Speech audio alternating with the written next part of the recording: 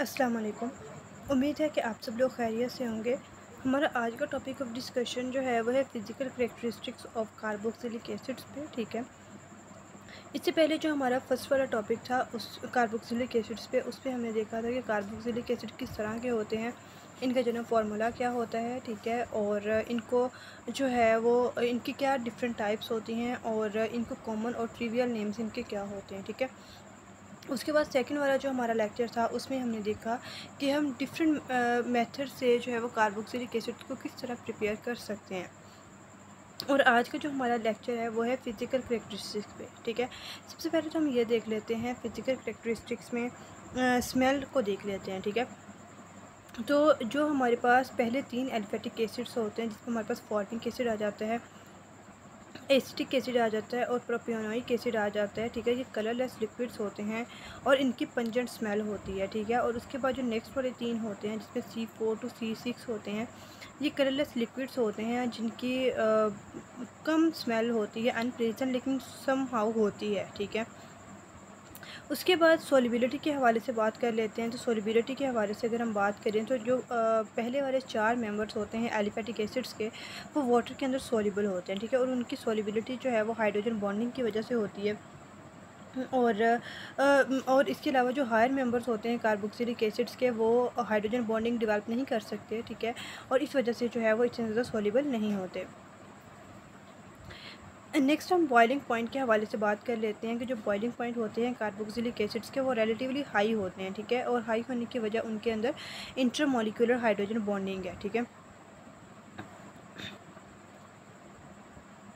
और इसके अलावा जैसे हमने मॉलिक्यूलर मास डिटर्मिनेशन के हवाले से बात करें नॉन पोलर सॉल्वेंट्स के अंदर सच एज़ बेंजीन के अंदर, तो हमें पता चलता है कि जो कार्बोक्सिलिक एसिड्स होते हैं ना, वो साइक्लिक डाइमर्स की फॉर्म में होते हैं, ठीक है। मतलब कि 2 कार्बोक्सिलिक एसिड के मॉलिक्यूल्स जो हैं उन्होंने आपस में हाइड्रोजन बॉन्डिंग की होती है और वो एक साइकिल की फॉर्म में जो है वो ओरिएंट हुए हुए होते हैं, जिस तरह के ये सामने डाइमर ऑफ कार्बोक्सिलिक एसिड जो है वो दिखाया गया है। तो इसकी अगर हम बॉइलिंग पॉइंट के हवाले से बात करते हैं, जैसे हमारे पास फॉर्मिक एसिड है तो इसका 100 डिग्री सेल्सियस होता है, एसिटिक एसिड है तो 118 डिग्री सेल्सियस होता है, और अगर हम प्रोपियोनिक एसिड के हवाले से बात करते हैं तो 141 डिग्री सेल्सियस उसका टेम्परेचर होता है। मतलब जैसे जैसे जो है वो कार्बन की चेन बढ़ रही है वैसे वैसे जो है वो बॉइलिंग पॉइंट जो है वो बढ़ रहा है। नेक्स्ट हमारे पास है मेल्टिंग पॉइंट, ठीक है। तो मेल्टिंग पॉइंट जो होते हैं वो कार्बोक्सिलिक एसिड्स के, वो इरेगुलरली इंक्रीज़ होते हैं, ठीक है। और जैसे जैसे मॉलिक्यूलर मास बढ़ता है तो वैसे वैसे ये जो रेगुलरली तो इंक्रीज़ नहीं होते लेकिन इरेगुलरली इंक्रीज़ होते हैं, ठीक है। तो जो मेल्टिंग पॉइंट्स होते हैं कार्बोक्सिलिक एसिड्स के, जिनका इवन नंबर होता है कार्बन एटम्स का, ठीक है, वो हायर होते हैं as compare to the next lower and the higher members containing the odd number of the carbon atoms, ठीक है। मतलब कि अगर आपके पास कोई इस तरह का कार्बन एटम है जिसके अंदर इस तरह का कार्बोक्सिलिक एसिड है जिसके अंदर 4 कार्बन एटम है, तो उसका जो मेल्टिंग पॉइंट होगा वो ज़्यादा होगा एज़ कम्पेयर टू 5 वाले कार्बन के 5 कार्बन वाले कार्बोक्सिलिक एसिड के, ठीक है। तो जिस तरह हमारे पास यहाँ पे 3 कार्बन वाला कार्बोक्सिलिक एसिड दिखाया गया है जिसका मेल्टिंग पॉइंट 251 केल्विन है, -22 डिग्री सेल्सियस है, ठीक है। उसके बाद 4 कार्बन वाला दिखाया गया है, उसका जो है वो 267 केल्विन या -6 डिग्री सेल्सियस है। और उसके बाद 5 कार्बन वाला कार्बोक्सिलिक एसिड दिखाया गया है जिसका मेल्टिंग पॉइंट जो है वो 437 केल्विन या फिर -36 डिग्री सेल्सियस होता है। अगर हम रिएक्टिविटी के हवाले से बात करते हैं कार्बोक्सिलिक एसिड्स की, ठीक है, तो वो 3 वजह से होती है। एक तो जो कार्बोक्सिलिक एसिड के अंदर हाइड्रोजन जो है वो इन्वॉल्व होता है, ठीक है, तो उसकी वजह से रिएक्टिविटी होती है और वहाँ से साल्ट फॉर्मेशन होती है। दूसरा जो है वो कार्बोक्सिलिक एसिड के OH ग्रुप की वजह से होती है, ठीक है। और तीसरा जो है वो ओवरऑल जो हमारे पास कार्बोक्सिलिक एसिड होता है उसकी वजह से जो है उसकी रिएक्टिविटी होती है। अगर हम रिएक्शन के रिएक्टिविटी के हवाले से जस्ट हाइड्रोजन के हवाले से बात करें तो उसमें तो इसमें जो है वो अगर देखें तो कार्बोक्सिलिक एसिड्स जो होते हैं वीकर एसिड्स होते हैं as compare to the mineral acids, ठीक है। और ये जो है वो हाइड्रोजन H पॉजिटिव प्रोटॉन जो है उसको लिबरेट करते हैं, ठीक है, जो कि वाटर के अंदर डिज़ोल्व होता है। जबकि इनको वाटर के अंदर हम डिज़ोल्व करवाते तो ये अपना हाइड्रोजन जो है वो लिबरेट कर देते हैं, ठीक है। और जब वाटर के साथ अब इसको रिएक्ट करवाते हैं तो प्रोटॉन जो है उसका ब्रेक अवे हो जाता है फ्रॉम इट्स पेरेंट मॉलिक्यूल, ठीक है। तो आपके पास जो है वो हाइड्रोनियम आयन जो है बना देते हैं। नेक्स्ट अगर आप इसकी रिएक्शन देखें बेसिस के साथ, उसमें कार्बोक्सिलिक एसिड जो है वो base such as sodium hydroxide है, पोटाशियम हाइड्रोक्साइड है, तो उनके साथ रिएक्ट करके साल्ट बना देता है, ठीक है। और जैसे यहाँ पे दिखाया गया है कि एसिटिक एसिड है, ठीक है, उसका हमने रिएक्शन करवाया सोडियम हाइड्रोक्साइड के साथ, तो हमारे पास जो sodium salt of acetic acid बन गया, साथ में वाटर बन गया, ठीक है। नेक्स्ट अगर हम देखें reaction with carbonate and by carbonate, ठीक है, तो इसमें क्या होता है कि जो कार्बोक्सिलिक एसिड जो है वो डिकम्पोज हो जाता है जो कार्बोक्सिलिक एसिड होता है वो कार्बोनेट्स और बाई कार्बोनेट्स को डिकम्पोज करवाता है, ठीक है। और वहाँ से हमारे पास कार्बन डाइऑक्साइड निकलती है, ठीक है, और एफरफेसेंस के साथ निकलती है, ठीक है। तो ये हमारे पास इसके नीचे रिएक्शंस शो करवाए हुए हैं, ठीक है। उसके बाद है रिएक्शन विद मेटल्स, ठीक है। तो इसमें क्या होता है कि कार्बोक्सिलिक एसिड जो है वो रिएक्ट करता है एक्टिव मेटल्स के साथ, such as sodium, potassium, calcium, magnesium वगैरह, ठीक है। तो इससे हमारे पास जो है वो हाइड्रोजन गैस लिबरेट होती है और साथ में कार्बन डाइऑक्साइड जो है वो लिबरेट होती है। नेक्स्ट जो है वो हम देख लेते हैं इस तरह के रिएक्शन जिनके अंदर OH फंक्शन ग्रुप जो है वो इन्वॉल्व होता है, ठीक है। तो इसमें जो कार्बोक्सिलिक एसिड जिसके अंदर C+OH फंक्शन ग्रुप होता है, ठीक है। तो ये मतलब कि कार्बोनाइल ये बिल्कुल जो है वो कार्बोनाइल ग्रुप के जैसा ही होता है जिस तरह के एल्डिहाइड और कीटोन के अंदर कार्बोनाइल ग्रुप पाया जाता है, ठीक है। तो ये भी बिल्कुल उसी तरह न्यूक्लियोफाइल के अटैक के लिए जो है वो सस्पेक्टेबल होते हैं।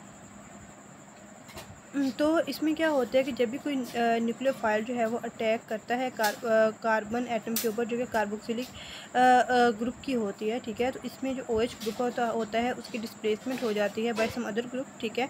तो इसी आपके पास जो है वो कार्बोक्सिलिक एसिड का डेरिवेटिव बनता है, ठीक है।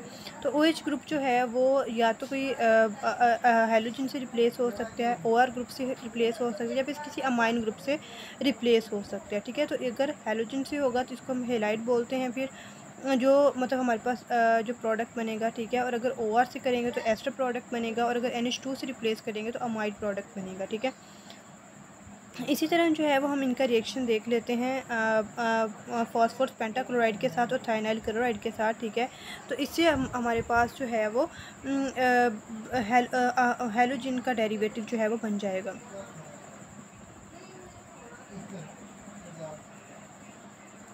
नेक्स्ट अगर हम इनके मैकेनिज़्म के हवाले से बात करते हैं तो जिस तरह आपके पास जो है वो एसिटिक एसिड है वो थाइनाइल क्लोराइड के साथ जो है वो रिएक्ट करता है, ठीक है। तो उसके हवाले से ये सारा आपके पास जो है मैकेनिज़्म दिखाया गया है, ठीक है।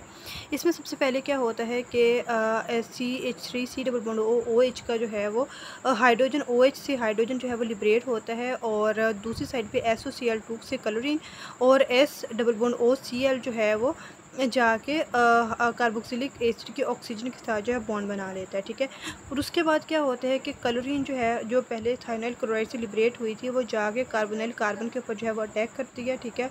और बॉन्ड की शिफ्टिंग जो है वो टुवर्ड ऑक्सीजन हो जाती है, और जब बॉन्ड जो है वो वाला वापस आता है तो उससे जो थाइनाइल सल्फ़र का जो बॉन्ड होता है, ठीक है, वो शिफ्ट होके जो है वो वहाँ से लिबरेट हो जाता है, और आपके पास एसिटल क्लोराइड बन जाता है, साथ में सल्फ़र डाइऑक्साइड बन जाता है, और क्लोरीन जो है वो निकल जाती है, और क्लोरीन जो है वो दोबारा हाइड्रोजन के साथ रिएक्ट करके हाइड्रोक्लोरिक एसिड जो है वो बना देती है।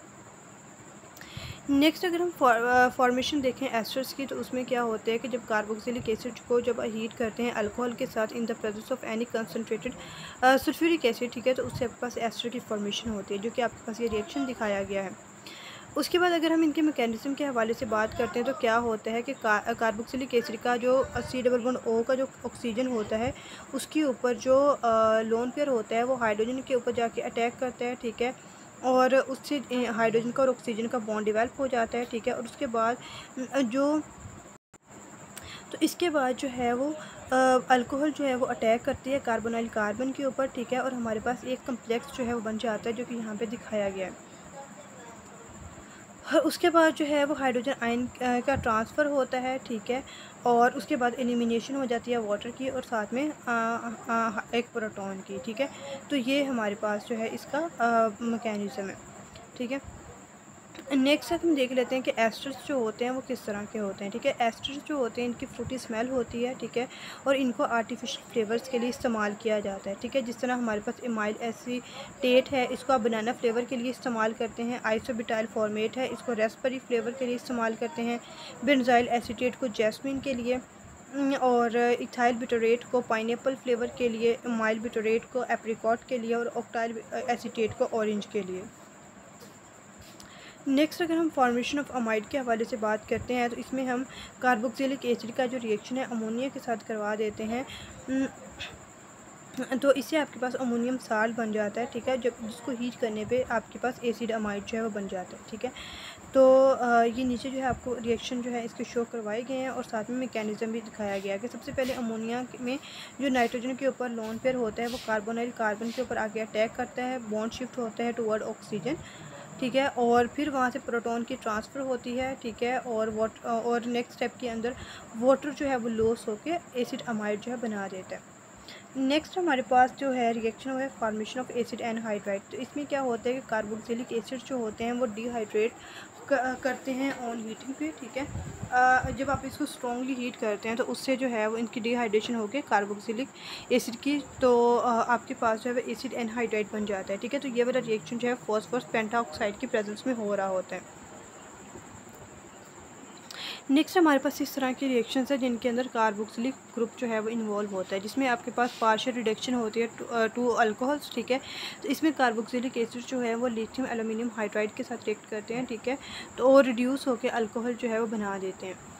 और नेक्स्ट रिएक्शन जो है हमारे पास इसमें कंप्लीट रिडक्शन हो जाती है टुवर्ड अल्केन, ठीक है। इसमें क्या होता है कार्बोक्सिलिक एसिड जो है वो रिएक्ट करता है हाइड्रोजन आयोडाइड के साथ, ठीक है, और रेड फास्फोरस की प्रेजेंस में इससे आपके पास अल्केन बन जाती है, ठीक है। साथ में वाटर और आयोडीन जो है वो लिबरेट होती है। तो यही हमारा आज का लेक्चर था जिसके अंदर हमने डिफरेंट रिएक्शंस देखे, ठीक है। और सबसे पहले तो हमने फिजिकल कैरेक्टरिस्टिक्स देखी, उसके बाद हमने रिएक्शंस देखे जो जिनके अंदर हाइड्रोजन इन्वॉल्व होता है कार्बोक्सिलिक एसिड का ग्रुप का, ठीक है, OH इन्वॉल्व होता है और पूरा कार्बोक्सिलिक एसिड फंक्शन ग्रुप जो है वो इन्वॉल्व होता है। तो ये हमारे पास कुछ रिएक्शंस है। आई होप कि आपको समझ आ गई होगी। अगर कोई क्वेरी हो तो आप कमेंट सेक्शन में पूछ सकते हैं। अल्लाह हाफिज़।